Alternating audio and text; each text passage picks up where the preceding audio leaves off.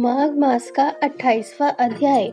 वशिष्ठ जी कहने लगे कि हे राजा दिलीप, बहुत से जन समूह सहित अक्षोत सरोवर में स्नान करके सुखपूर्वक मोक्ष को प्राप्त हो गए।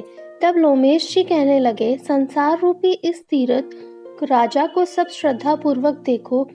यहाँ पर 33 करोड़ देवता आकर आनंद पूर्वक रहते हैं। यह अक्षय वट है जिनकी जड़ें पाताल तक गई हैं और मार्कंडेय ऋषि प्रलय के समय भगवान इसी अक्षय वट का आश्रय लेते हैं। यही शिवजी की प्रिय भगवती भगीरथी है जिसकी सिद्ध लोग सेवा करते हैं। यह गंगा स्वर्ग के हेतु पताका है। इसका जल पीकर मनुष्य मुक्त हो जाते हैं। हे मुनि, सभी प्राणी इस नदी को यमुना से मिली हुई पाते हैं। इसका संगम बड़े पुण्य से प्राप्त होता है। इसके स्नान से जन्म मृत्यु रूपी दावानल से कोई नहीं तपता, परंतु ज्ञान प्राप्त करके मुक्त हो जाता है। यहाँ पर स्नान करने से सभी प्राणी बिना ज्ञान के भी मुक्त हो जाते हैं। इसलिए ब्रह्मा जी ने यहाँ यज्ञ करने की इच्छा की थी।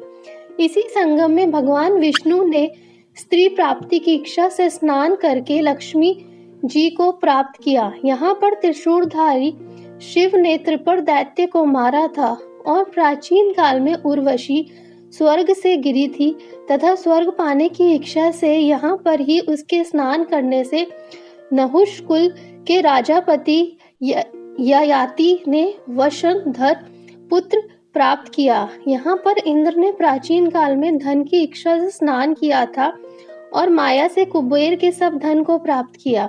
प्राचीन काल में नारायण तथा नर ने हजारों वर्ष तक प्रयाग में निराहार रहकर उत्तम धर्म किया था।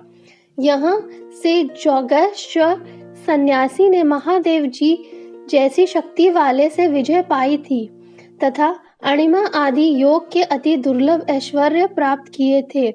इसी क्षेत्र में तपस्या करके श्री भरद्वाज सप्त ऋषियों में सम्मिलित हुए। जिन्होंने भी यह स्नान किया सबको स्वर्ग की प्राप्ति हुई। इसलिए हमारे विचार से तुम त्रिवेणी में स्नान करो। इस स्नान से पहले किए हुए तुम्हारे सब पाप नष्ट हो जाते हैं और संपूर्ण वैभव को प्राप्त हो जाओगे। ऋषि ने इस प्रकार के सत्य वचन सुनकर सभी त्रिवेणी में स्नान करके लग गए और उसी स्नान करने से सबकी पिशाचता नष्ट हो गई। शाप से विमुक्त होकर उन्होंने अपना शरीर धारण कर लिया।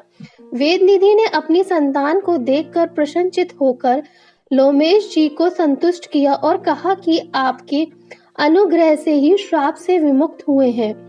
अब आप इन बालकों के योग्य धर्म को कहिए।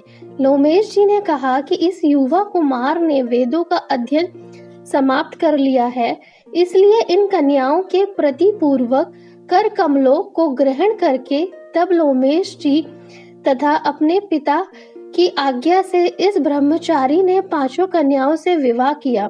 इन कन्याओं के सब मनोरथ पूर्ण हुए। जिस घर में लिखा हुआ यह महत्व पूजा जाता है वह नारायण ही पूजे जाते हैं। पुष्कर तीर्थ में, प्रयाग में, गंगा सागर में, देवालय में, कुरुक्षेत्र में तथा विशेष करके काशी में इसका पाठ अवश्य करना चाहिए। पुष्कर तीर्थ में ग्रहण के अवसर पर इसके पाठ का दुगना फल मिलता है और मरने पर वैष्णव पद को प्राप्त होता है। ये था माघ मास का 28वां अध्याय। 29वां अध्याय सुनने के लिए हमारे चैनल को जरूर सब्सक्राइब करें। धन्यवाद दोस्तों।